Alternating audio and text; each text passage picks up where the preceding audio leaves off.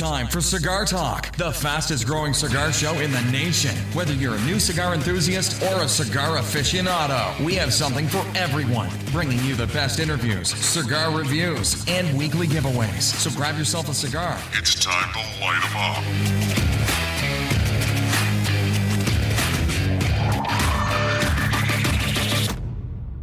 Welcome back, Cigar Talk. I'm your host, Rob Jones. Our co-host today is not Bryant Falconer. We have KC Sunshine in the house. How you doing this evening? Oh, doing great. How are you doing, Senor Jones? Man, I'm doing fantastic. We want to say thank you for filling in for Bryant while he's out.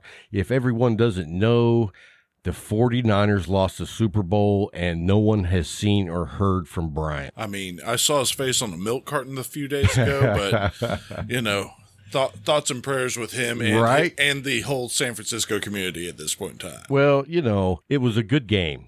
Really was a good game. Oh, it was fantastic. I was pulling for KC, and, you know, I know a lot of people who are diehard Kansas City fans, and they were getting kind of worried. I never got worried, but at the same time, I had no skin in the game. And I was just like, you know what? Mahomes comes from behind every playoff game this year and comes back big. So I was not surprised at all that he did. But at the same time, I wasn't sitting on pins and needles, because if they lost, I was still going to be like, Dallas Cowboys were not in the Super Bowl. Right. I mean, speaking of coming from behind and skin the game, the Shakira and J-Lo is really what I was tuning in for this year. And, you know, I could care less. Let's talk about that for a minute. So what did you think about the halftime show? I thought, well, from what I caught, I mean, me and my boys stepped outside to burn a stick during part of it, so I missed a good chunk, but yeah, I thought it was fine. They say it was no more racy than anything that's going on for the past 20 you know, years. Here's the thing. You can see just as racy on the sidelines with the cheerleaders. No kidding. Nobody was bitching last year when Adam Levine, or whatever his name is, pulled his shirt off with all his tattoos and stuff. Right. Every woman around was swooning for that. Right. And here's the thing. That part didn't bother me. I didn't care. You know, it is what it is. I don't really care about the halftime show myself. Yeah, except I did see several people post best halftime show ever, and right off the bat, I gotta say, I call BS on that. Oh, I do too. I thought, first of all, Prince was probably one of the best. The Prince all-time halftime show I think it was last time they were in Miami. It started. He's playing Purple Rain. It starts raining. That best halftime moment in the Super Bowl that I can recall. Yeah, I think that was probably my favorite. And then I'll tell you who else I thought rocked it, and that was Lady Gaga. Oh, yeah. I thought she killed it. Now, the only other Super Bowl show that I remember other than those two is one was Aerosmith and Britney Spears, and that's been like 1998, somewhere back that far. Sounds about right, yeah. And then the other one was, who was it? Shoot, now I forgot who it was, but I remember a ZZ Top one in the early 90s, I feel like. You know, but that's just because that was about the time I was really getting into ZZ Top. Well, if you remember, the one with Britney Spears, Aerosmith also had Run DMC. Yes. Because they came out and did Walk This Way. Of course. So that was a great show. Oh, the other one I was going to say was with Janet Jackson. Well, and I missed that whole one. Infamous. I had a pig on a pit. I'd gone to check on it. I come back inside. Everybody's all in a tizzy. I'm like, well, the pig's done. So if everybody doesn't know, if you don't remember, Casey joined us several months ago. He's actually a chef. He's a cook. He's an entrepreneur. And if you want to know something about food, he is your guy. In fact, before the show, I've been trying to talk him into doing a podcast on food. So we'll see how far I have to twist his arm to get him going. But if he does, I want you guys to check it out. I'll keep you updated on that. Well, I appreciate the plug for the show that may or may not be in the works. Right. But yeah, and, you know, back in Texas, I'm glad to be back here and spending some quality time at the local smoke shop. If you happen to be in Abilene, Texas, come see me at the Leaf. I'm there on the weekends. So yeah, so that's cool because now you work primarily Friday night. Yeah, I work Friday nights and Sunday all day. Well, that's awesome because, you know, I actually used to work Friday nights. Yeah, you did. You're stepping into that. And I tell you what, it's such a great opportunity to learn more about the tobacco industry, to build relationships with the consumers that come into the leaf. I mean, I loved it while I was doing it. Oh, it's my favorite part of the job is all the interesting people I get to interact with. You know, we have a pretty good humidor at the Leaf. I'm, you know, not trying to toot our own horn. And then what I really find interesting is the pipe tobacco selection there. Right. That might be the biggest selection in Texas. You know what? I often say it's the biggest selection I've ever seen in the state of Texas. And I don't even know how many there are, but I'm going to guess there's like 130 different tobaccos. I was counting them the other day. I got to around 80 before I got interrupted. Different tobacco blends for pipe tobacco. And it's just having the unique conversations with everybody between cigars, pipes, the crossover there. And what a great way to bond with just somebody. It's very akin to the bond over food or bond over drink, you know. These are things that, I mean, you have to eat. You don't have to drink. You don't have to smoke. But it's that camaraderie that's built around these activities. Right. The most enticing thing to me about them. So. And, you know, one of the things that I love is, like, I had a guy who is one of my employees that someone just bought him as a gift a corncob pipe. And I was like, first of all, the corncob is the perfect pipe to start with. Oh, 100%. Because if you've never smoked a pipe, it's not as easy as you think. So, I mean, it takes some practice and some skill until you evolve into the regular pipe smoker. Certainly. And so when he told me that he just got that corncob pipe, he asked me, he goes, hey, well, what kind of tobacco would you recommend that I start with? And I said, you know, it's hard to say because everyone has their own palate. But I said, I would go up to the Leaf, talk to whoever's working. Everybody is pretty knowledgeable on pipe tobacco. And then find out, you know, 3 or 4 to start with. I usually say if you're brand new, start out with like a cherry, whatever. Don't go too bold and kind of grow with it. You know what I mean? Oh, yeah. That's what I've been coaching people on, you know, especially the first time pie buyers and stuff.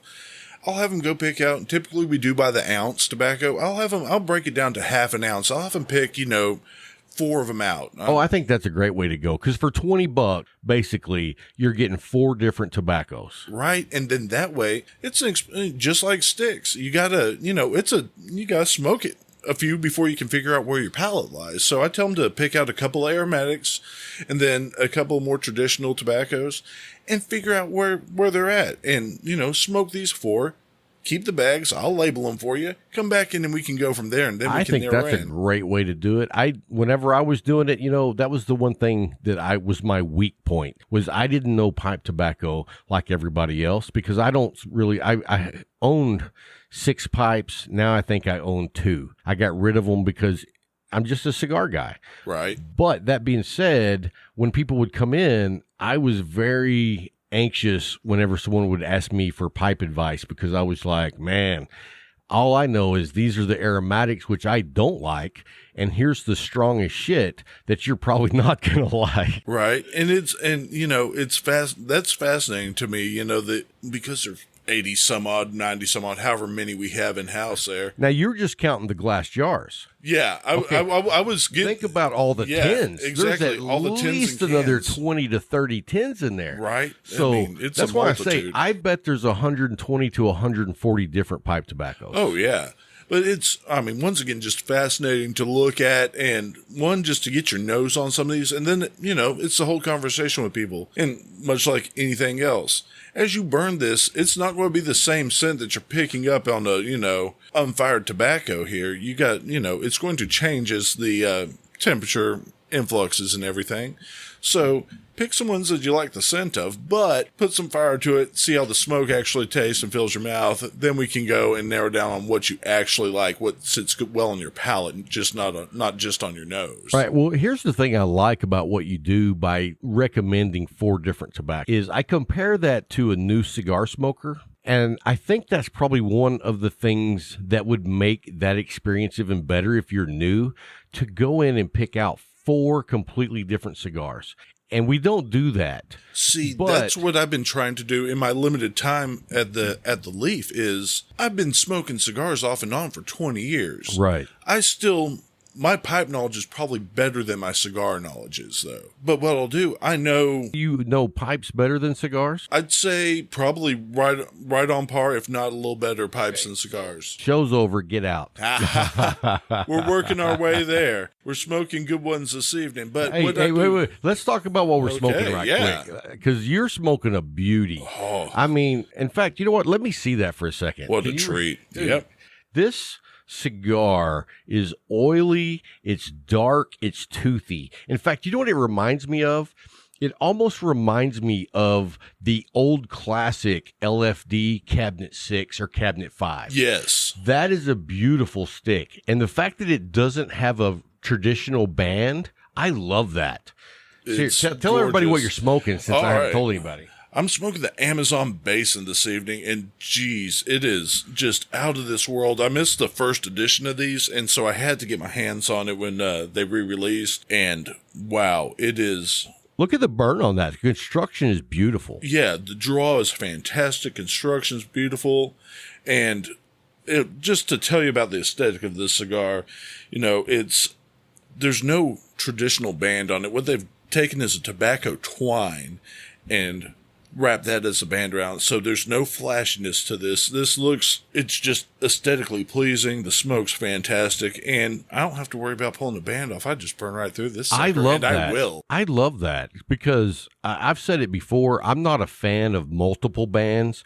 When they've got like one or two bands on the top and then they've got one on the foot and then yeah. they've got the cedar stick or the cedar wrapping around it. I'm like, can I just smoke the freaking cigar? Right? So that is perfect for me. Exactly. I mean, it has, in case you guys haven't seen the Amazon Basin, it has a rope of tobacco wound around where the band would be. So you don't have to pull that off. You just smoke it all the way up until you can't smoke it anymore. And I've smoked that down to where my thumb was on fire. And I probably will this evening. The burn's perfect. And you've been smoking that for a while, and it's a slow burner, which is impressive. That tells you how good the construction is.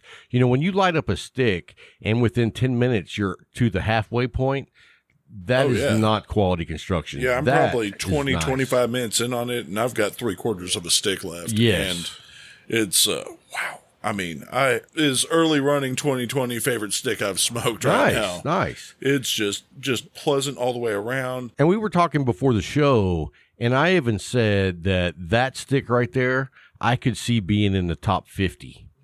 And I mean, you think how many freaking cigars there are. Oh, yeah. Top 50 is good. Oh, 100%. And I mean, to me, that's a better stick than Cigar Aficionado named number 1. Oh, 100%. I smoked the aging room Nicaraguan a couple weeks ago, and okay cigar. Yeah, it was decent. It was a good stick. It was burned solid. well.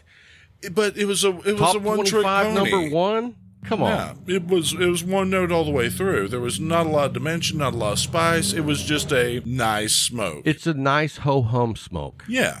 You want to sit down and have a coffee, you're going to enjoy it. It's not a bad stick at all. Good construction, good smoke, but at the same time, to be number 1, you're like, come on.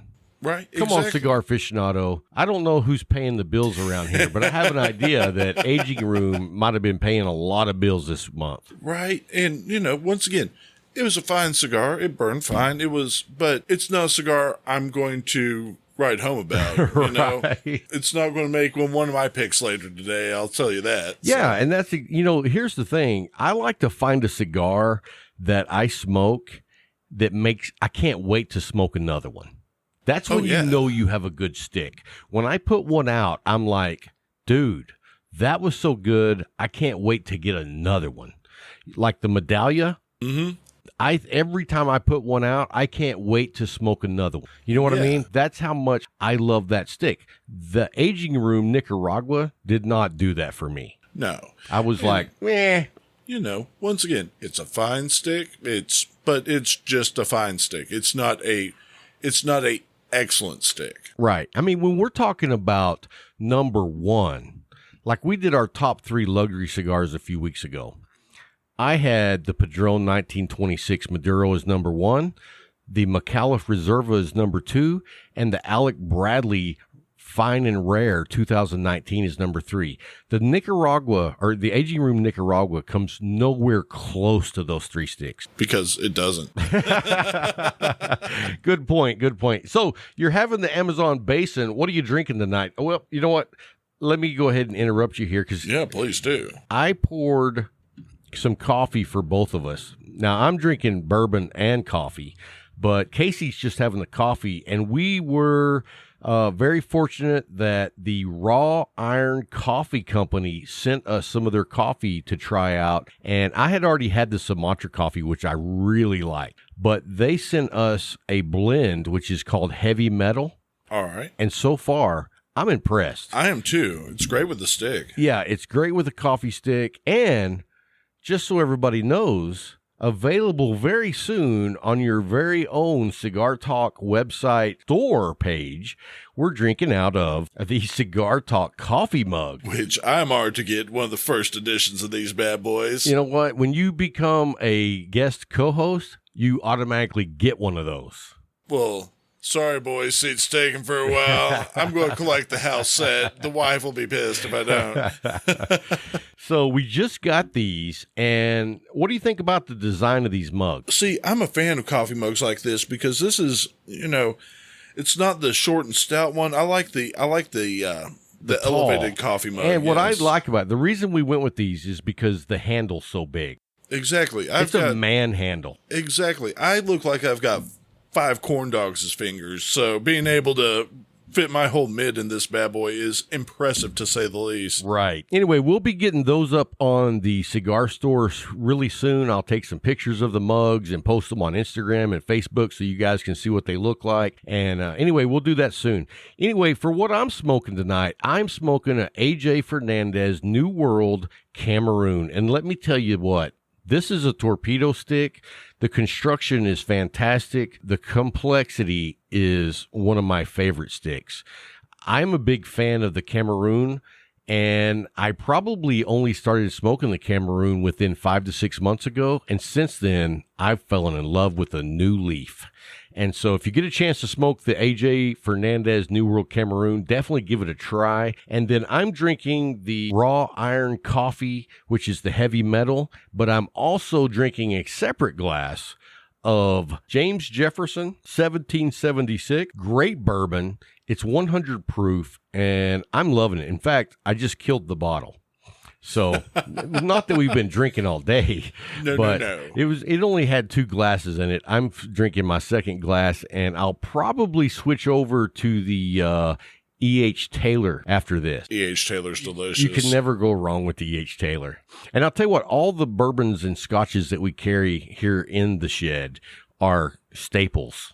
You know what I mean? It's like when we run out of one, we replace that particular bottle with the same because those are staples of the shed. So anyway, guys, we kind of rambled on there a little bit, but just so you guys really know, Bryant's out for either 2 weeks to 6 weeks. We're not real sure. He just had his knee surgery done, which he had a knee replacement surgery, and he's recovering well. I know he's going hard at it on his rehab. I talked to him yesterday. Actually, he came by. I gave him some Tylenol. He didn't have any Tylenol, and he couldn't walk, so he came by, stayed in the truck. I gave him some Tylenol, a bag for an ice pack, and a coffee mug. I was like, go home, get your rest, but make sure you go 150% on that rehab. Oh, yeah. Don't mess around with that, dude.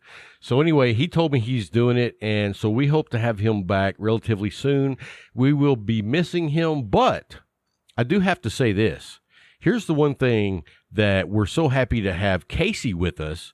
Let's go ahead and talk about the Micallef Ambassador Program. Hey! If you're not an ambassador, you're a brand new listener because you know I talk about it every week. Go by our website, click on the link that says Become a Micallef Ambassador. It's on every single page on our website. That's how much we love Micallef. And you click on that link, you go by, you fill out the registration, and it's super simple. They send you a challenge coin with your own personal number. They send you a handwritten certificate, and my number is 298. Everybody knows what Bryant's number is, but Casey, tell us what your number is. A little later to the party than the rest of you all. But last time I came on the show, I was beat upside the head by both Rob and Bryant. And so I signed up, and in September, I got my certificate in coin, and my number is 2,394. So see, I'm thinking I like you being on the show because I'm not the low man on the pole as far as popularity goes. But anyway, now let's talk about that for a minute. You became a Micallef ambassador. Have you smoked some Micallef cigars? Oh, yeah. And what are you thinking about those? Micallef's got a great line. They've got a good thing going. It's, the construction's always nice. Everything I've smoked from theirs has burned well. It's had an interesting flavor profiles across the board. And, once again, they're not one-trick ponies when you burn one of their sticks. I know. Isn't that nice to have a roller coaster profile? That's what I call it, a roller coaster profile, because you're not just getting on the slow train to Georgia, where it's just one long smoke. You're experiencing different profiles throughout the cigar, and that's what I love about the Medallia. It's all over the place, and it just blows my skirt up every time. You told me you had a Micallef earlier. Which one did you have earlier? I had the experience. How do I say that? Experiencia. Dude, that is a great cigar. That was a treat. Then we'll talk more about that here in a bit because I've got it on my picks. My side of the pick six. Okay, let's not jump ahead. All right. Well, let me tell you a little bit about Micallef in case you don't know. The Micallef line is $4 to $42. You have a cigar price point all the way from $4 to $42. So they supply cigars for every price point. They have complexity profiles. The roller coaster complex is like what I like to say, but for every palate. I mean, on the Grande Bold line, they have the Ligero, they have the Maduro, they have the Matafina, the Sumatra, the Nicaragua. And so if you can't find a stick in the Medallia line that you love, you don't smoke cigars. Right. Oh, that Sumatra's delicious, too. Well, that's funny because that's one of Brian's very favorite sticks is the Sumatra. And you know what? I forget about it because I love the Medallia so much. But then whenever Bryant brings over an extra Sumatra and I'll smoke one, I'm like, oh, man, I forgot how good these are. He's the one who told me I should put one in my hand. So nice. I'll give him fair credit for that. Micallef, though, man, they're doing good stuff. Well, you know what I like to think of Micallef is, some of these really, really good craft beers. Right. They haven't been around forever, but they're making some beer that's fantastic. That's kind of like Micallef. They've only been around for 4 years. Yeah. And the level of craftsmanship that comes out of Micallef is unbelievable for a cigar company that's only been around for 4 years. Right. Well, I think that plays a lot to Mr. Micallef's kind of background. If I understand correctly, he's a restaurateur as well, correct? He owns the Riata in Fort Worth and also out in, I want to say not the Junction, somewhere way out in the middle of nowhere. I don't know if you've ever been to the Riata. I haven't had the opportunity. Oh, when you go to Fort Worth, you got to go. Okay, done and done. But every time I've eaten there, it's been like blown my skirt up. See, so this is a man who knows how to please a palate. He's been doing it with food and drink for a while now. When you have that mindset, you can easily transfer that to crafting quality cigars. He knows how taste buds work. And he's 76 years old. He is a true American entrepreneur. Where he's been and his story is amazing. But yeah, I think you're exactly right. He knows how to take care of his consumers, and that's his number one priority. And you can see that just in the level of transparency they have as a cigar manufacturer. A lot of cigar manufacturers make great cigars, but they actually put out like their strategy. It's open to the public. They tell exactly what they're doing. And that leads me up to our special guest this week is the president of Micallef Cigars. And he's going to come on the show and we're going to talk about the strategy for 2020 and going forward for Micallef Cigars. You're not going to want to miss that. So I just say hats off to them, the way they run their business. And it comes from all the way to the top to the bottom. And it's just impressive that Mr. Micallef runs an organization like that. That's why you know you're getting a good product. At the end of the day, businesses that run themselves in a manner like that are going to do everything they can to not disappoint you. And it shows with the craftsmanship of their product. Absolutely. And I tell you what, if you ever get a chance to go to the Riata, you got to go, because both times I went, I didn't even know what I was going to get.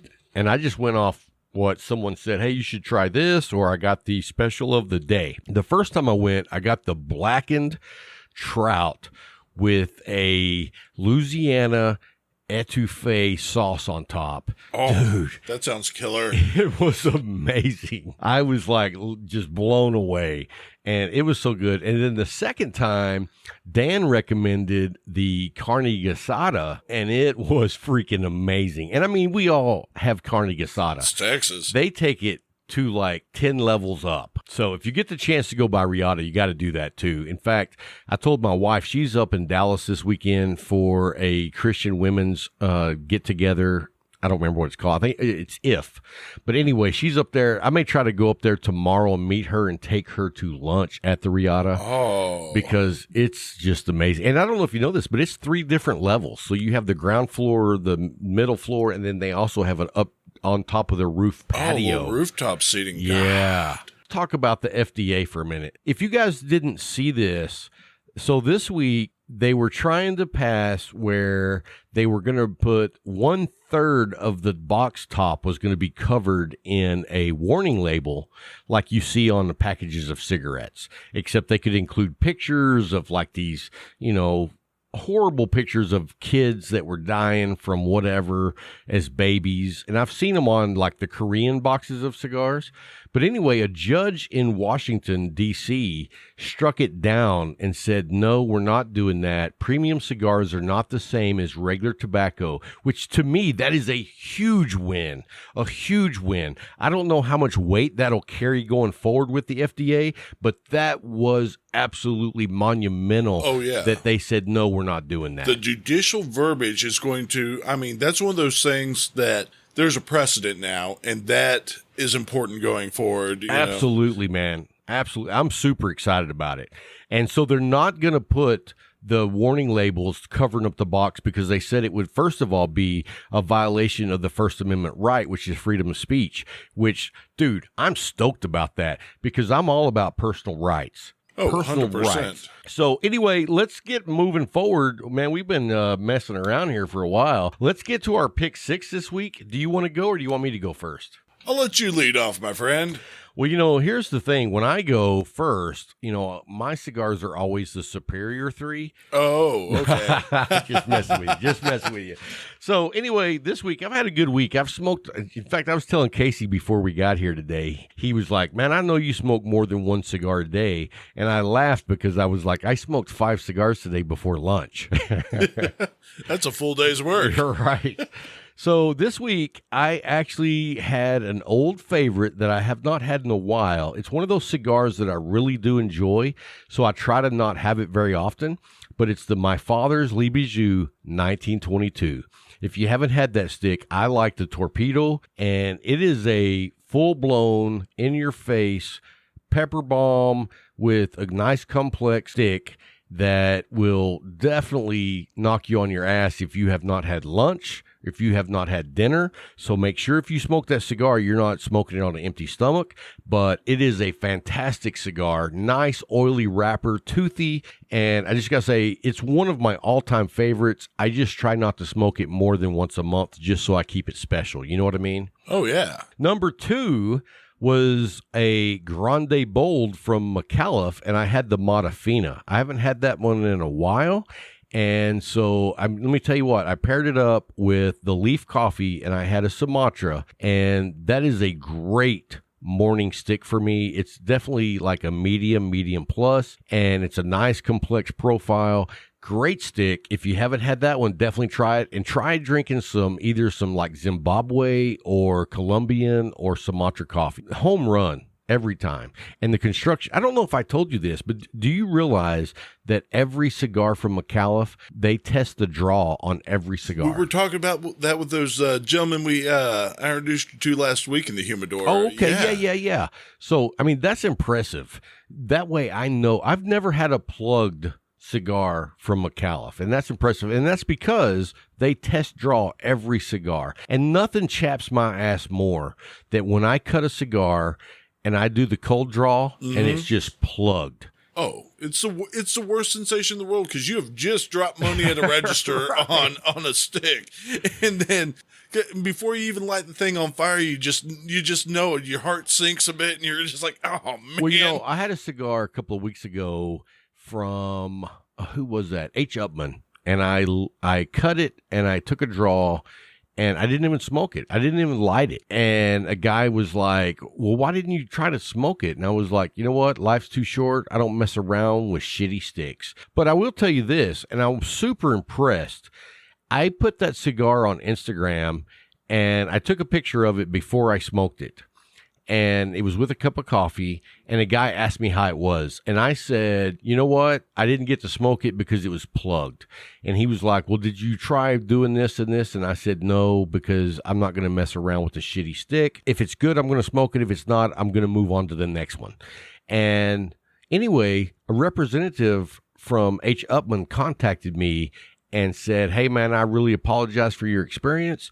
And they're sending me, I don't know what they're sending me. He just said, we're going to send you out something to make up for it. And I was like, you know what? That's class. 100%. I mean, because nobody's perfect. And I wasn't asking. I didn't reach out to Upman and say, hey, you guys screwed me over and I want another stick. It's just one of their representatives saw me. And I wasn't dogging the stick because you're going to get a bad one every now and then because it's a handmade product. But just the fact that he reached out to me and said, hey, man, we're really sorry about that, and we want to send you something. So I gave him my address. I don't know what he's sending me. Whenever I get it, I'll update everybody and let them know. But I just want to say hats off to the Upman family for reaching out to me and saying, hey, we're sorry for that happening. We're going to send you something. Yeah, I mean, that's good business. We talk a lot about, in addition to the quality of sticks, the quality of the businesses making these sticks and going out of your way to do things like that, reach out to people who have bad experience. That's important because, once again, they're handmade products. Nobody's perfect, and I'm sure not going to hold it against any cigar. And here's the thing. Yeah. I've had lots of bad cigars that were not smokable, and I never reached out to any of the companies to take care of it because, you know what? It's a handmade product. You expect every so often to get a bad stick. And so everyone listening, if you have a bad stick, I'm not like telling you to reach out and tell somebody I want something sent to me for free. That's just the experience you have as a cigar smoker, unfortunately, is sometimes you do get a bad stick. I'm just saying hats off to Upman for saying, hey, you had a problem. We want to make you happy. So great business. Anyway, my number 3 cigar is actually the one I'm smoking tonight. I've actually smoked about 4 of these this week. It is the AJ Fernandez New World Cameroon. I've been on a kick with these Cameroons. You know how much I love to drink a lot of coffee. I got to say hats off for them making a stick that just pairs so well with a medium to bold coffee, because to me it's a medium stick, but it pairs so well with coffee. Anyway, that's my 3. I had the My Father Lee Bijou 1922, the Micallef Matafina, and then the AJ Fernandez New World Cameroon. Lay us on it. What do you got? All right. Well, first off, I think we'll start with the San Cristobal Elegancia. That thing was... Talk about a nice mid-morning before lunch stick. I don't want to interrupt you, but which stick is that? I've smoked a lot of Cristobals, and I'm a fan. Which one is that? Is that the Connecticut, or is that the Maduro, or the Ecuadorian? It's the Ecuadorian. Okay. And it's delicious. It's a good stick. I had it. I'd come into the shop, it's about 11, a little before lunch, just trying to tide myself over for the day, and it was just the perfect treat, nothing that's going to just hamper my stomach or anything. 'Cause before I get a little food on the belly, it was a perfect smoke. I think I actually even had a cup of coffee with that. I'm not nearly the coffee drinker that Rob Jones is. So it was it was a great way to start my day. You know, got into town, do a little business. Perfect for that ride. Next up, I had a Micallef that was delicious. It was help me with the pronunciation. Experiencia, man. Dude, I will get that right eventually. Stick. Oh man, that's in the front case right when you walk into the Leaf.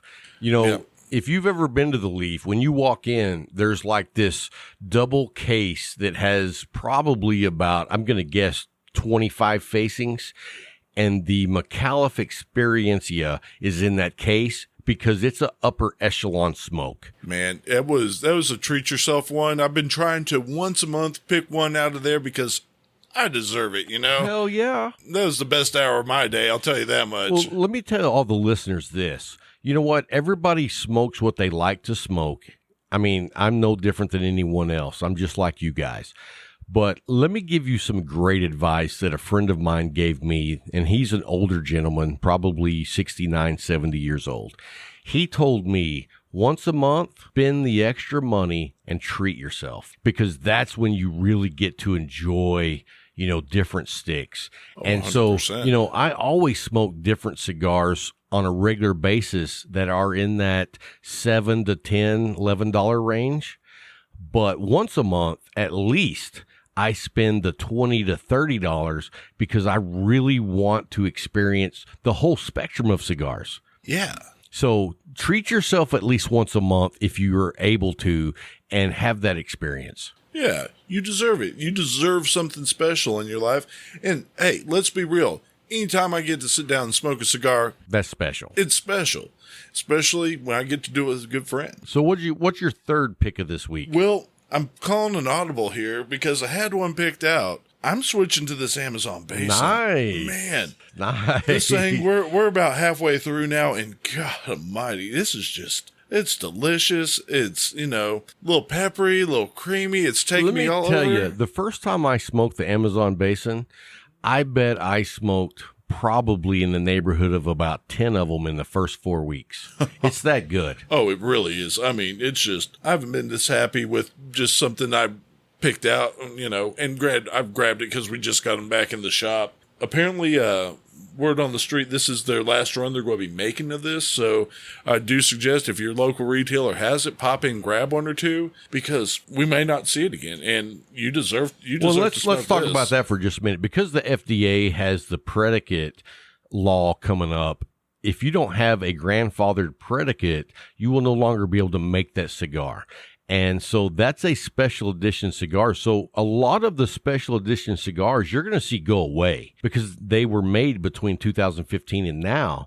So it's not grandfathered in. And in order to make that cigar going forward, you're probably going to have to spend $250,000 to get that predicate registered, which is total BS. I mean, dude, that we're talking about a very large amount of cigars that will no longer be available. I know. And that's the thing. That's something as a consumer I suggest everybody keep in mind over the next couple of months. Visit with your local retailers, find out, you know, of the sticks you enjoy, which ones may be subject to this, and help stock up on them. Because the last thing you want to do is, you know, put yourself in a position where you never get to have that smoke again. Yeah, if you're smoking any special edition cigars that you really like, you really should stock up on them before, I would say, the end of May. Because we don't know what the FDA is going to say when you have to be done with these, but why chance it? Exactly. And, you know, I've heard tell that the current administration's leaning pretty hard on the FDA to reconsider their position on premium cigars. Don't know if that's going to take hold or not. You know, hopefully this blows over and we're all in the clear and don't have to worry about this. I know Cigar Rights for America is working hard to make sure that happens as well. We'll see where we end up.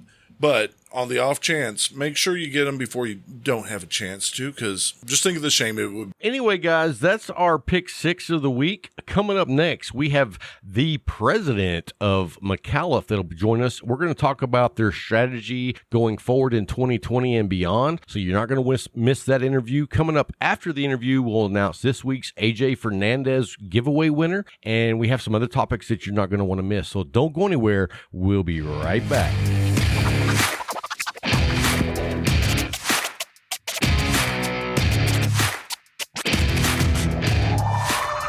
Hey guys, as promised, we have El Presidente of Micallef Cigars with us today to go over their strategic letter of business proposal for 2020. And I've got Dan on the line. How you doing today, Dan? Hey, Rob, I'm great. Thank you for letting us join and talk about our strategy. Yeah, you know, the thing about it is we've talked about this openly on the show before. And one of the things that we love about the Micallef brand and the company is you guys' level of transparency. You don't see that in a lot of companies. And so hats off for you guys doing it that way. But I was reading over this letter, the strategy for 2020 letter going forward.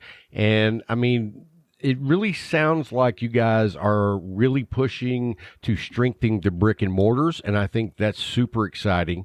And then we also saw a quote from, I believe, Mr. Micallef himself, and I'm going to just read that right quick. He said, "I'm frustrated. We're not able to serve retail partners at a high expectations at this PCA trade show model. We're not running into 2020. Our solution must meet the value, quality, and service I expected for our customers and retail partners." Let's kind of start there, if you don't mind, and kind of explain what was being said by Al. Yeah, absolutely. You know, the last day of the trade show, we were sitting together, and the question that we had in our mind, you know, PCA puts on a great show. There's no doubt about it. But when you look at where we are as a company, a family-owned company, you think about planning different than maybe the majors or some of the other companies. We have the luxury of being able to really focus on, at this stage where we are, our 4th year, what's the right solution for our retail partners? And Al never said I'm frustrated. I got to be honest, I sanitized that. He may have used a little stronger language. Okay. But the heart of the conversation was we come to the trade show, we get to work with our retailers, that once a year event. What you're going to see in this letter is we really want to invest and grow our sales team and our sellers so that we spend more time in stores with retail partners. And just going to a place once a year, it doesn't make sense for us right now. We want to be out with our customers and our retail partners. And that's the genesis behind the quote. Well, and I can completely understand that because, one, I think the biggest aspect of the entire cigar industry is all about relationship. So if you have boots on the ground going to your brick and mortars, you have more time to spend with those owners and even consumers building those relationships versus at a trade show where it's a one and done. Yeah, and, you know, we use the expression around here that we can do anything, we just can't do everything. And at this point in where Micallef Cigars is located in terms of the business cycle, we really believe that time spent with customers and retail partners is the most valuable investment we can make. We're open to being at PCA in the future because we do believe, and we continue to be a member and support the legal efforts that they drive. It's just not the right year for us so that we can make some more focused investments with our retail partners. Well, and I'll tell you what, I think that a lot of companies are in that same position, and I think that we'll see changes over the next year, maybe 2-3 years coming up, because as this big change has happened for the PCA this year, they're going to be forced to take a look at how they're doing business and see what's going to be the best model for the show. And hopefully we'll see all the partners come together and figure out the best way to do it. I still think it's a good idea. I like the way it does support the legal aspect that fights our battles on the legal front. But at the same time, I definitely can tell by what all the companies are doing that something needs to change. And I think we'll see that because of what's actually transitioning right now. Yeah, and Rob, you know, a key point for us is we want to invest our dollars in customers and retail partners. Unfortunately, the PCA model that's existing today had become an arms race for who could build the most beautiful booths. And it's not bad. If I was a major established company, I certainly would invest in that. But for Micallef, we just want to focus on building these great cigars, do good marketing, and spend time with retailers and customers. And building big booths doesn't help us achieve that goal. And I've got to be honest, we were at TPE and we found that very interesting because there was a smaller booth and it was very intimate discussions with retailers. And that format was fantastic for us.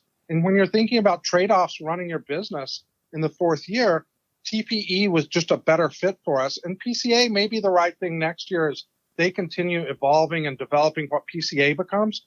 Our goal is we just want to be in events where there's lots of great experience for the retailers, but it's not necessarily driven through the booth size, as an example, because that's expensive for us. So if you don't mind, Dan, let's go over the key points in the letter and let's get the key takeaways here. In bullet point 1, I see it says Micallef Cigars going forward, strategy and execution will be focused on the retail brick and mortar channel. And what does that actually look like from you guys' perspective? Yeah. So let me take a minute and just set up the process that we went through. So the business was started by Al and the Gomez Sanchez family. The last 3 years, we've had great growth. Our customers, our ambassadors, they provide us great feedback. When you're starting a business, you have different people who advise you on different approaches. Should I use a direct sales force or distributors? Should I sell on the internet or not? And over that 3 years, the good news is we were able to get started in business and we have a product that people are loving.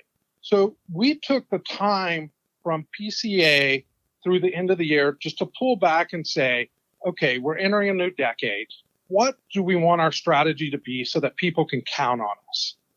And so we worked on it internally, and then it became apparent that we should go get feedback from the ambassador community and retailers, and then we should publish it publicly so that people knew what we were going to do in terms of our strategy and execution and help hold us accountable.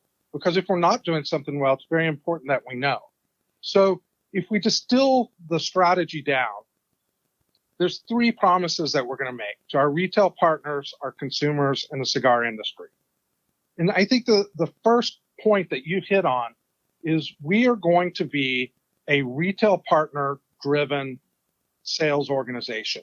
And what that means is that if you're a brick and mortar, we will continue to increase the value of working with Micallef. We want to be a top 10 partner. When you go into your humidor, we want you to say, yep, Micallef, they may not be the largest manufacturer I work with, but they're in the top 10 because of their quality, their service, the product they're building, and how they're helping me grow our business.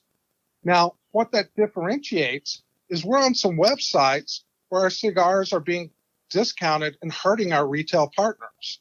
So being very candid, I'm in the process of reviewing which online internet sales sites discount cigars that hurt our retail partners. And we're entering conversations with them, and we may not continue working with them in the future because that would be against our strategy of supporting our retail partners. And so what does that look like as far as your internet business model? As far as, I mean, are you planning on shrinking down the amount of companies that are allowed to sell online, or what does that look like exactly? You're at the heart of the conversation. So if we know that our business model to get great product to our consumers is through the brick and mortar stores, that means that we need to exit sites that focus on selling cheap cigars or discounted cigars. So we're going to have that conversation with each one. And I don't want to name them out loud. Sure. Because to be honest with you, they've been good partners and they've done what they said we were going to do. But perhaps we were naive and didn't understand how it would affect the brick and mortars. We understand that now. And we also recognize that we have customers who don't have a brick and mortar.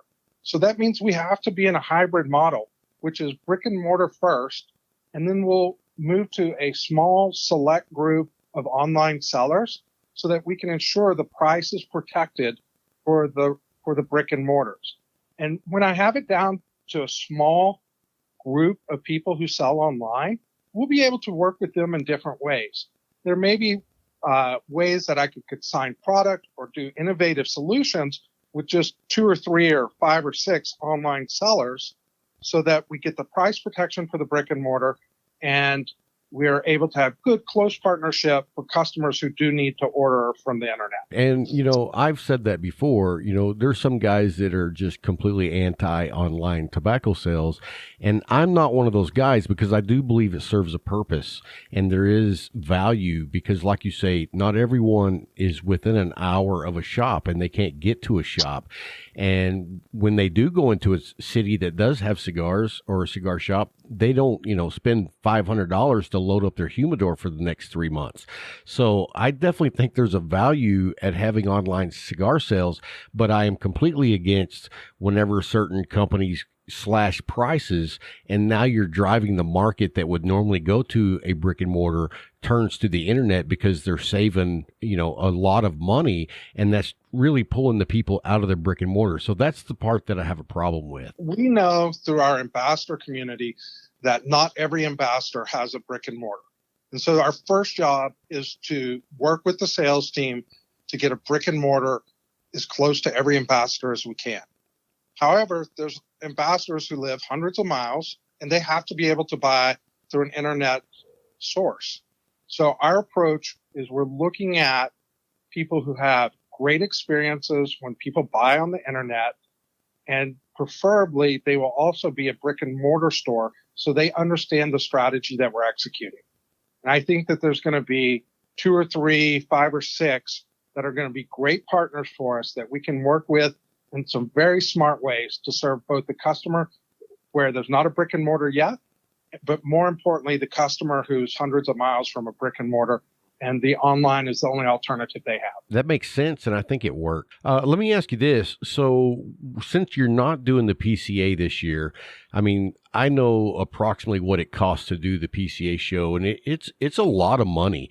So where does Micallef plan on investing that money that they're saving by not going to the PCA? Great question, and let me give you just a view from the side of a manufacturer. The PCA actually runs a great organization, and doing the show through them is actually a very fair price.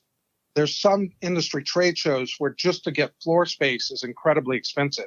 And the PCA has worked hard to make and create an environment where manufacturers can come and participate. But it's not the cost at the PCA level that's very expensive for us as manufacturers.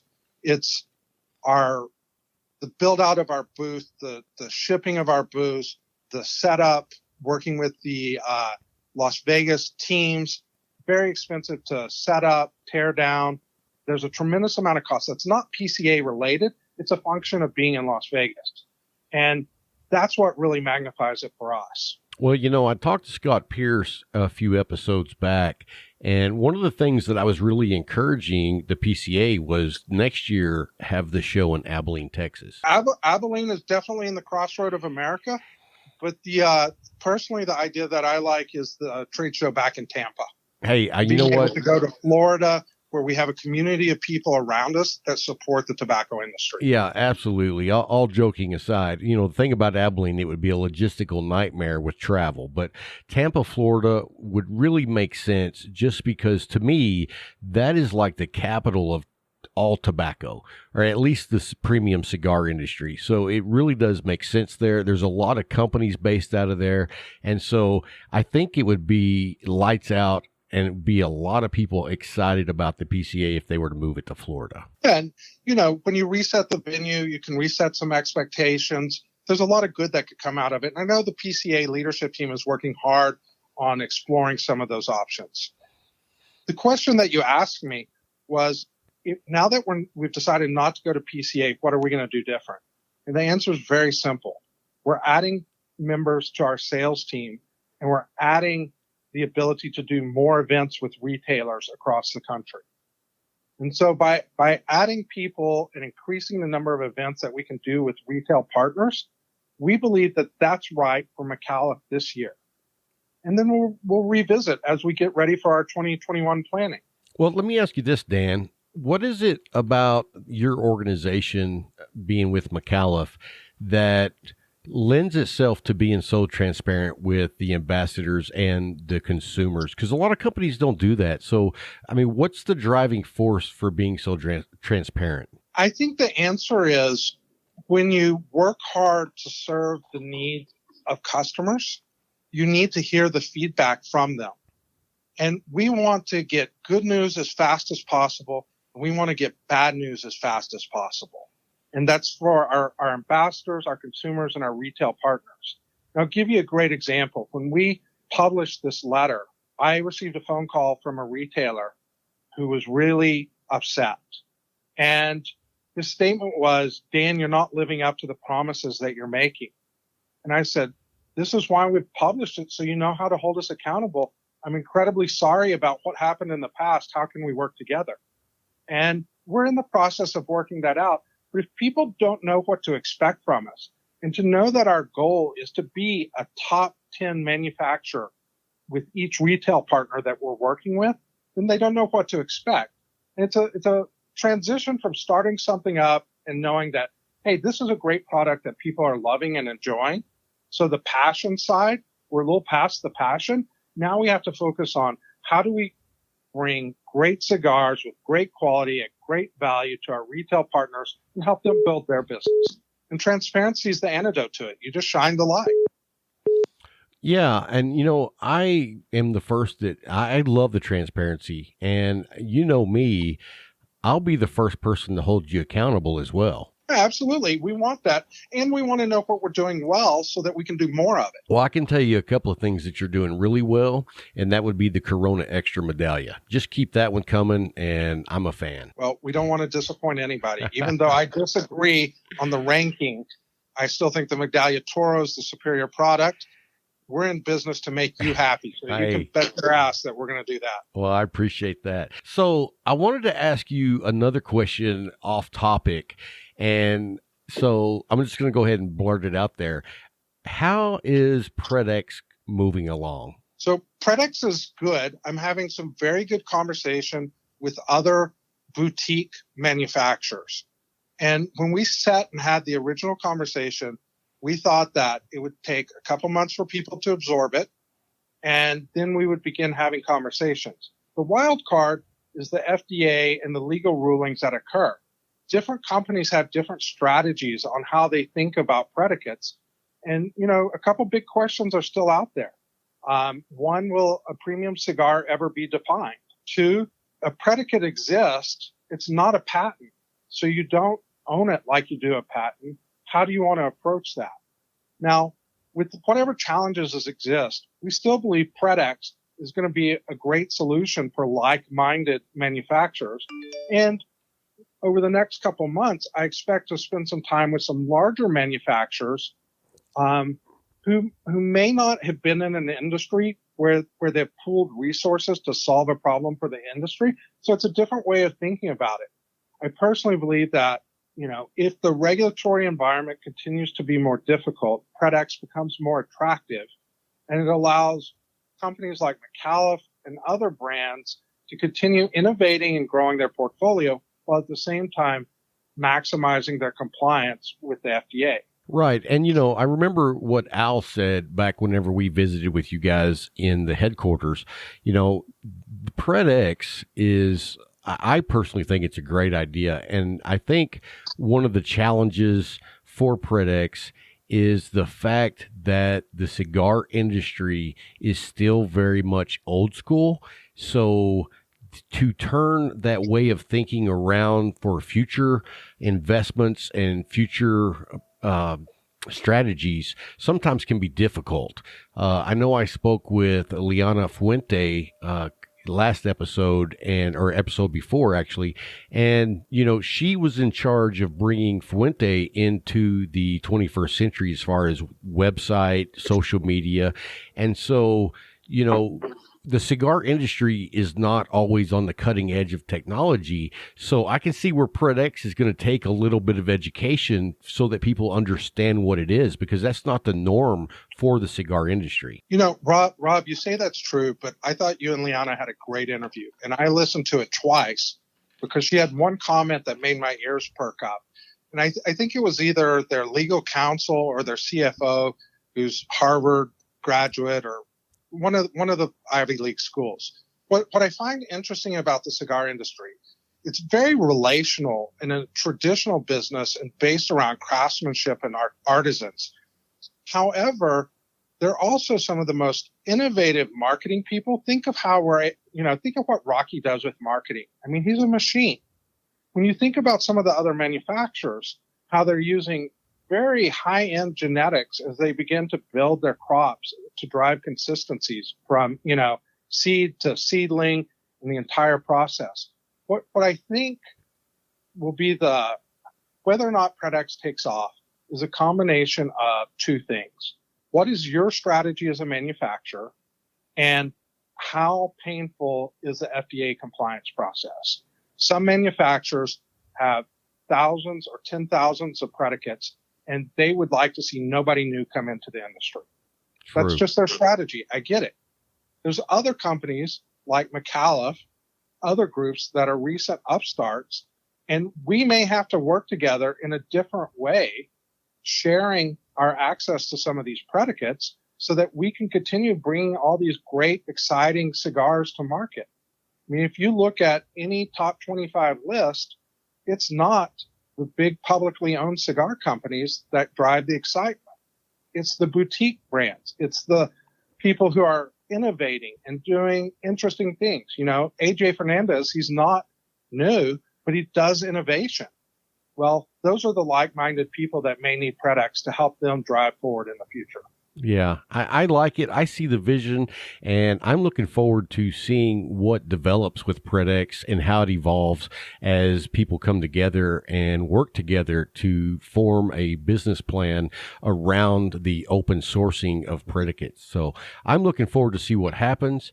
So the one thing I didn't get to ask you, Dan, is what are you smoking today? Well, I'm on Cigar Talk, so that's a special occasion, and I've got a Leanda special edition. Very nice, very nice. Well, I don't know if I guess you did because you said you listened, but last week I got to have a Micallef Reserva, and let me tell you, I sat back and enjoyed that for about an hour and a half with some Springbank Scotch, and it was just a fantastic pairing. Today, though, I'm smoking my go-to, which is the Medallia in the Corona Extra. So can't beat it. It's my daily go-to. So, and it's funny because everybody knows that's my go-to. I get at least 2 to 3 emails every day asking, "Hey, can you help me find the Medallia?" So, I think everybody who's tried it is really loving it. Well, we appreciate that. And, just from a pure data perspective, I can see the demand for that cigar growing and growing and growing.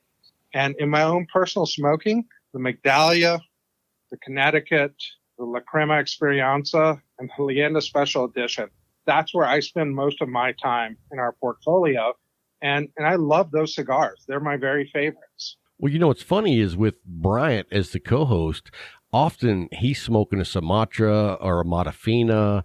And so I'll smoke one of those with him, and I forget how much I enjoy those as well. So, I mean, the thing about it is you guys have a really large line of cigars, and you got one for every different kind of mood you're in, depending on what you're pairing it with. So just keep up the good work and do what you're doing, man. Well, we appreciate that. And, at the heart of this is being able to build great cigars and get them in the hands of consumers. And when we think about, we're making 3 promises to to our retail partners, consumers, and the industry.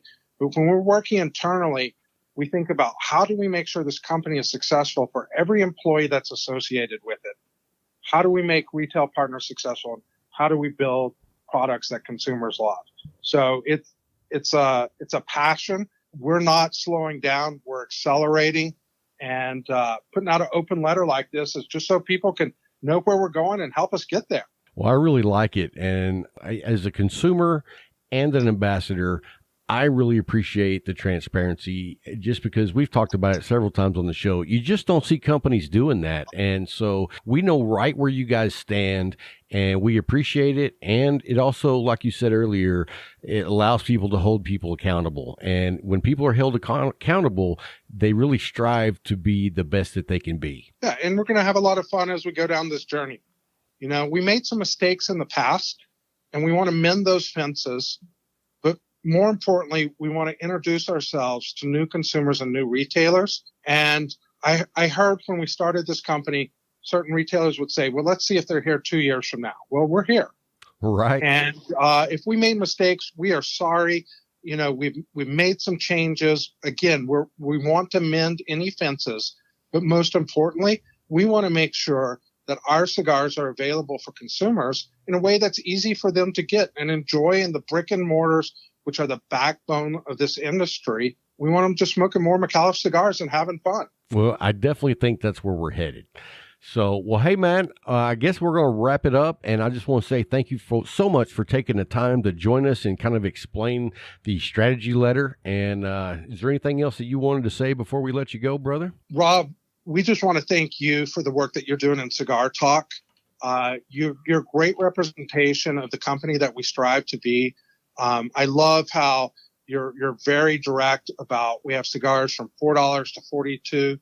We really have product that's great in every category. And in addition to when you're talking about Micallef, I'm so excited about Cigar Talk and the growth that you're experiencing and the guests that you're having join you. It's a show that I tune into every Monday morning on the way to work, and it's how I start my week.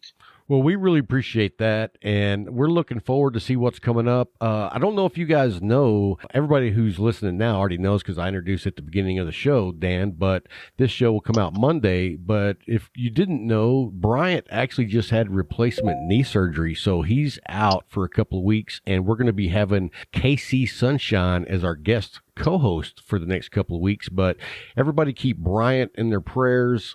Just keep good hopes that he recovers well. His recovery should be about 4 to 6 weeks, but we're expecting him to do a full rebound and be good or better than he was. So anyway, just thought I'd pass that information along. Please tell Bryant that we love him, but he's got to do the hard work in rehab. Absolutely. He can't half-ass this. That's because right. It'll be a good, positive, life-changing thing getting that replacement. And we want him to be healthy and happy for the future of himself and his kids, which I know he loves. And Cigar Talk. We need him back as soon as he's able to come back. Absolutely. So tell him I missed him today. Hey, I sure will. Well, take care, Dan, and we'll talk to you soon, brother.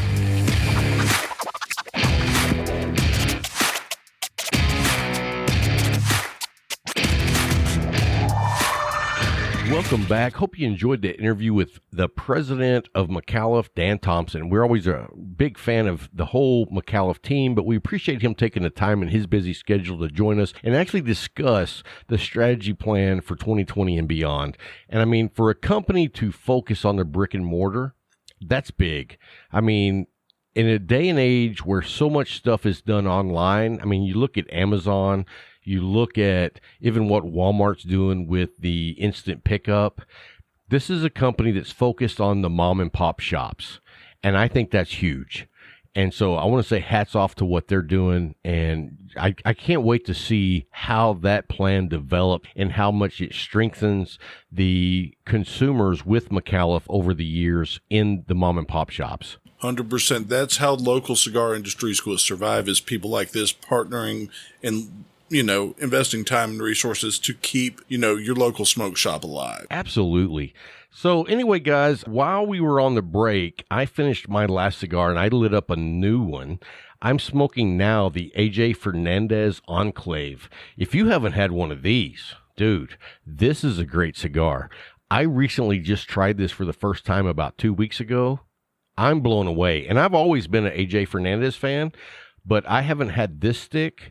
And great price point, under $10. And I'm talking about, this is a quality stick that, to me, I would even pay $14, $15. Definitely try it if you haven't had one. Hey, let's talk about something that I was talking to a guy on Instagram not long ago, and they're called the Cigar Medic. And I got to say, I asked them actually if I could try their product out to review it. And I was very skeptical because of what the product does. And so they sent me one. Let me tell you what, to me, this is a game changer. When you introduced this to me a minute ago, or the beginning of the show, I was like, what is it going to do? It looks like an instant read thermometer is what it looks like. Right. But what we have here is something, instead of taking the temperature, it gauges the humidity just by sticking some prongs in the foot of your cigar. So let me tell you guys, this looks like a key fob for your car. and it has a cap on it. You pull the cap off, and it has two sharp prongs that looks like it's for something for cooking. And you take those two prongs and you put it in the foot of the cigar. You push the on button, and it tells you what the humidity level is in your cigar. Now, I'll be taking this to the local cigar shops, and because if I'm going to buy a $10 stick, I want to know that it's humidified correctly. So that's great. But here's the big part, and here's what I really like about it. It tells me whether or not that my humidor at home, or in the shed, should I say, is working properly. And let me tell you what, I have been so happy to find out that my humidor is actually working the way I thought it was working. But having that information solidifies what I thought. Now I know that my humidor is kicking ass. Hell yeah. And just for instance, I brought over, like I said, I'm smoking through the band of this Amazon basin right now. Like I said, this thing is delicious, but we just got these in. We just got them shipped in. I just put them on the shelf at the shop today. So I brought one over, checked the humidity. Don't know how long it's been since it left the factory and made it to the shop, but we were sitting at right at 60, what is it, 64? Right. So I know, boom, I can smoke this right away and I'm still in good shape. One, lets me know that my cigar's in transit, didn't have any issues. Two, I could smoke this thing today. Absolutely. And I mean, when you put the prongs in and it shows you that your cigar is somewhere between 64 and 70% humidity, you know your cigar's ready to smoke. You put those prongs in and it shows you that it's like 40 or 50. It's like, wow, that cigar's not ready to be smoked. And so I am a huge fan. I want to thank Cigar Medic for sending one of these over here for us to review. They're not sponsoring this. I'm just bringing you this information because I think it's a game changer, and I think you should check them out. I don't even know their website address, but if you go on Instagram, you can do a search for Cigar Medic and get in touch with them that way. If you do, send them a message and let them know that you heard about their product on Cigar Talk, just so we can strengthen those relationships. But I am super impressed. And I mean, and I already know the price point. I looked it up and it's $29.95. And I mean, to find out if your humidifier is working correctly, that is a bargain. Because just because your humidifier says that it's at 70%, you don't know what your cigars are at. Now, I can pull a cigar out, and I actually did this. I bought a box of cigars recently, and when I pulled the cigar out, it was 52% humidity. So I automatically knew from the Cigar Medic that I needed to put that cigar box in my humidor and let it actually get higher humidification. And so it's a game changer. I'm a huge fan.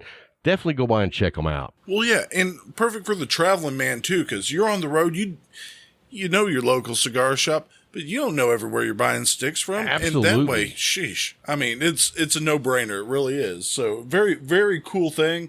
Oh, I'm probably going to have to pick one of these up for myself just to I'm keep an eye on the impressed, product. man. And you know what? We had Bovetta on the show, Rob from Bovetta, a few weeks ago back in December. And at Bovetta, they actually have a machine that can tell the humidification level of a cigar, and that machine is $8,000. I'm like, dude, you could get a few of these and save yourself $8,000. So anyway, I just want to tell you to go by and look at Cigar Medic. If you buy one, cool. If you don't, cool. I just wanted to give you the information to go check it out.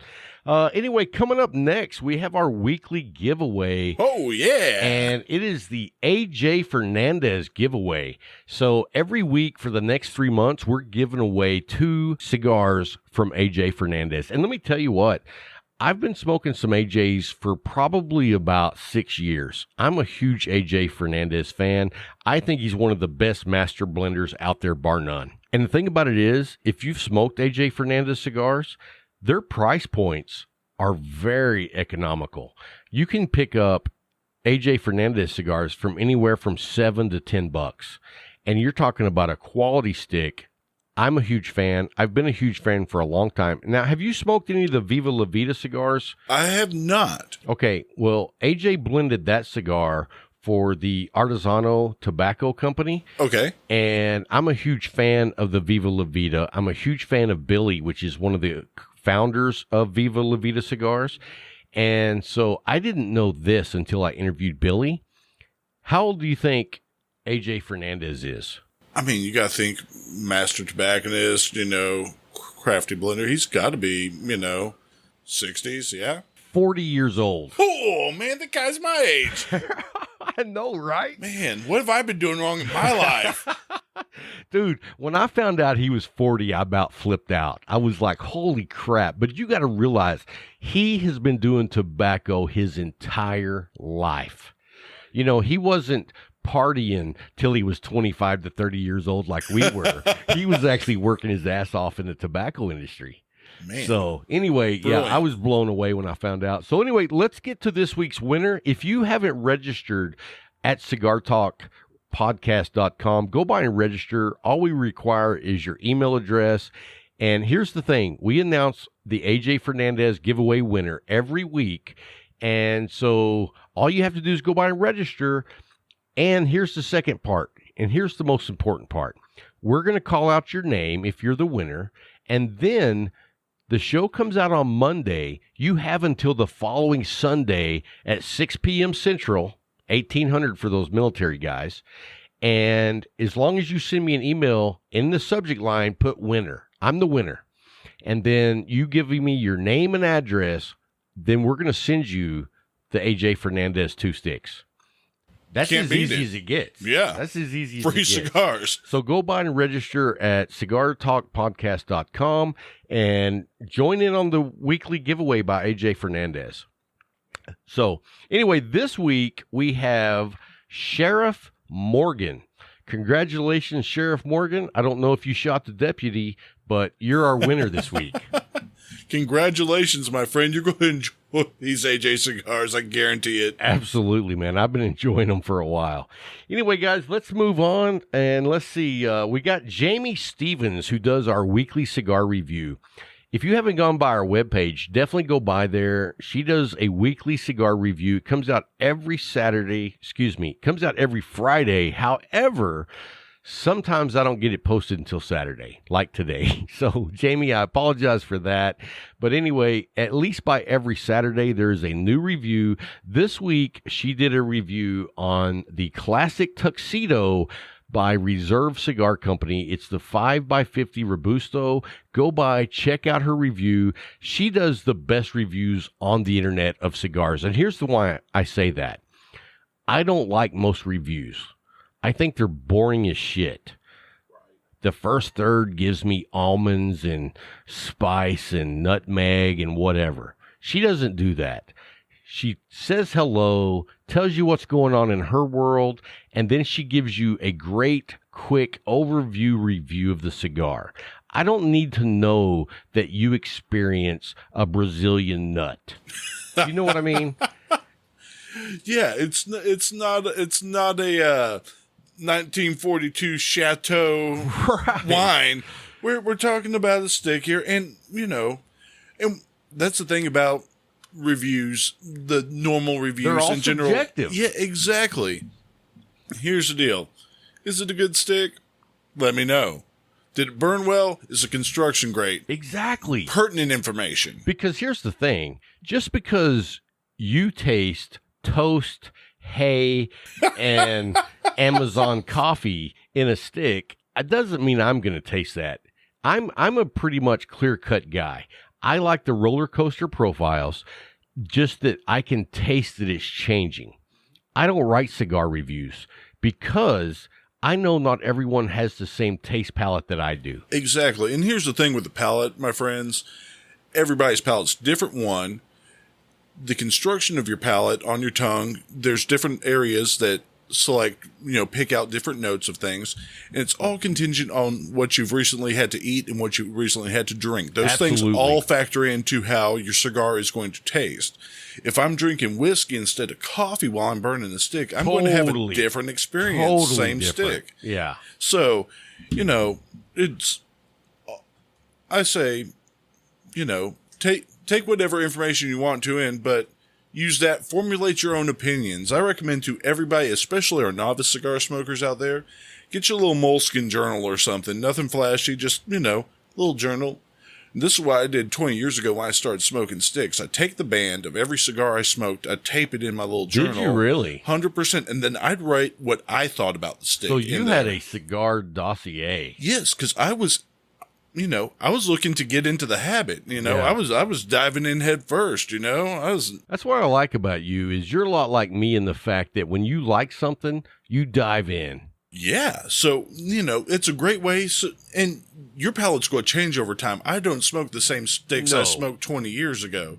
There's some things that I still do smoke from that point in time too. But there's a lot that you would never smoke again. Oh, yeah. We've all been there. Certainly. And I'd like to think that if you are a new smoker and that you listen to this show, if you smoke a lot of the cigars that we recommend, you can avoid some of the crap cigars that I smoked when I started. Oh, no kidding.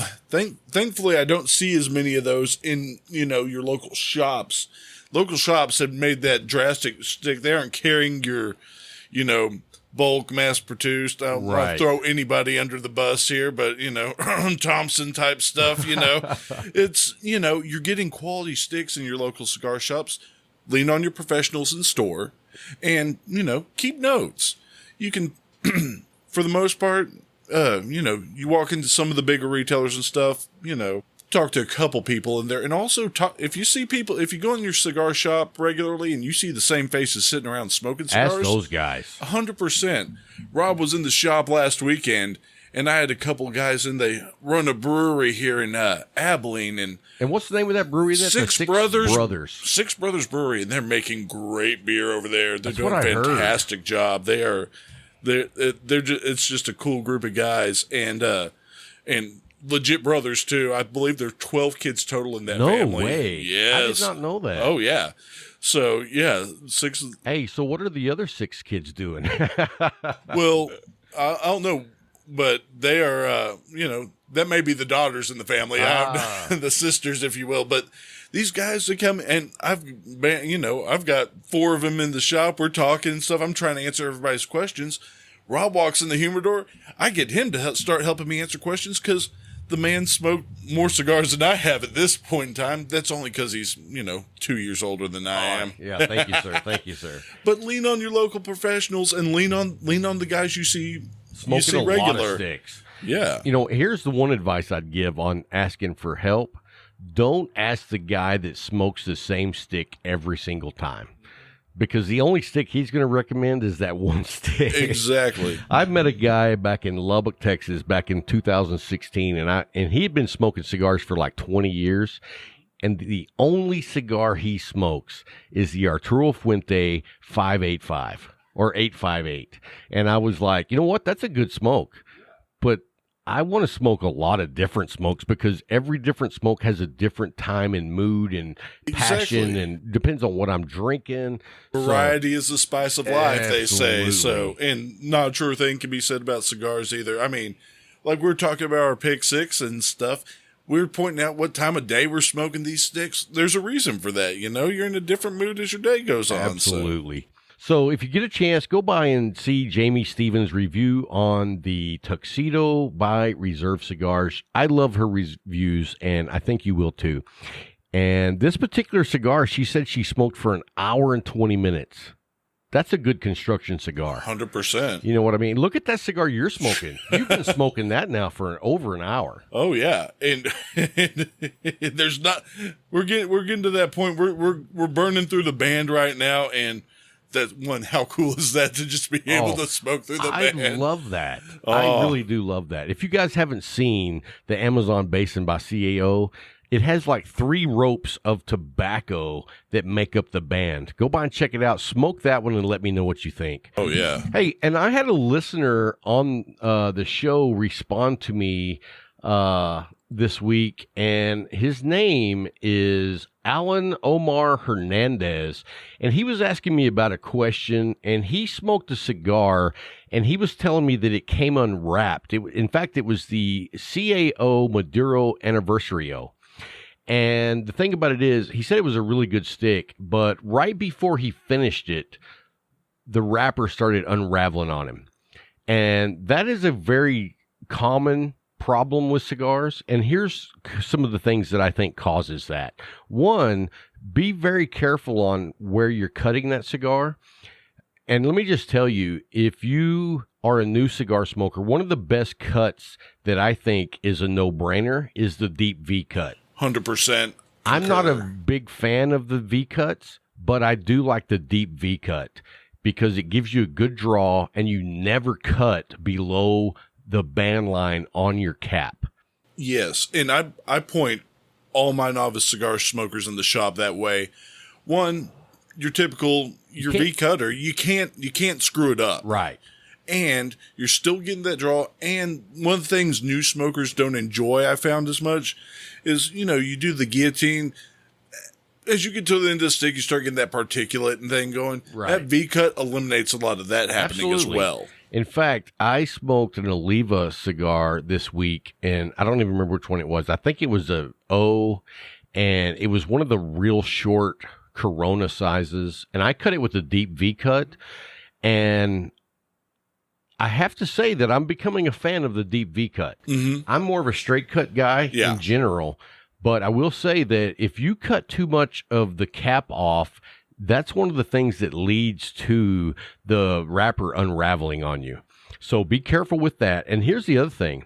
If I'm smoking a cigar, I never take the band off until I get right up to it, because that band actually helps preserve the construction of the cigar. Integrity, yeah. Once you take that band off, that was holding it together. So the cap does that and the band does that. If you cut below this cap line and you take the band off, 90% of the time you're going to have a cigar unravel on you. Yeah, and don't ruin your investment like that. I mean, let's be real. Cigars are a luxury. We're all fortunate to enjoy them, and why waste your money and waste your time like that? And I got to say that Alan Omar Hernandez sent me a picture of his cigar that came unraveled, and it only came unraveled from what I can tell by the picture by about the last inch. So that's not bad. I don't know if I can actually turn this around so you can see it. Can you see that? Oh yeah, I mean you're down to the end anyway. That point, that's time to cash in your hand. It's time to get another cigar. Exactly. So anyway, I hope that answers your question there, Alan. We appreciate you listening to the show, and if you have any questions, always feel free to reach out to us. We always answer our emails or we talk about it on the show. So thank you for the question. The last thing that we wanted to cover is air purification in your private lounge. Let me tell you, we recently got a new air purification system, and it's by Medify. And let me just tell you, it's made a huge difference. It's a game changer. Just like the Cigar Medic, I said game changer. I don't use that term on very many things, but going from where we were to where we are now, dude, you're in here. Dude. This is my second cigar. How smoky is it in here? You see the cigar coming off the stick and out of the mouth, and it's gone. This is brilliant. Last time I was on the show, we were in this room. In here. I could barely see Rob across the table. Your eyes burned. Oh yeah, on the way the drive home was brutal. Yeah. So this Medify purification system is game changer for the whole shed studio. And here's the funny thing: is I let a good friend of mine borrow my purifier. Ed. Oh yeah, you let Ed borrow it. So yeah. Ed's wife doesn't know that he smokes cigars, so he thinks. So anyway, he wanted to clean the air in his house. He took my purifier home for 3 days and let it run for 3 days, and he said it was night and day of the smell in his house. And so he brought it back. But let me tell you, the 3 days that he had my air purifier, I came out here and smoked with my regular purification system, and I was just like, damn, it's smoky in here. And so I was really missing it. So anyway, guys, go by our website if you want to check out the purification system by Medify. They use a H13 filter system, which is above the HEPA filter. It is the only filter system that takes out cigarette or cigar smoke. All the other ones, they will clean the air, but they don't take out the actual smoke. And I can tell you right now that I won't smoke in the room here without it being on because it is night and day difference. And if you go by our website, click on the link to go by and visit their website. If you use the code METAFYSMOKER, you'll get 10% off of your purchase. And they have all different kinds of models. They even have a model that hooks up to your smart Alexa or Google Dot, whatever they have.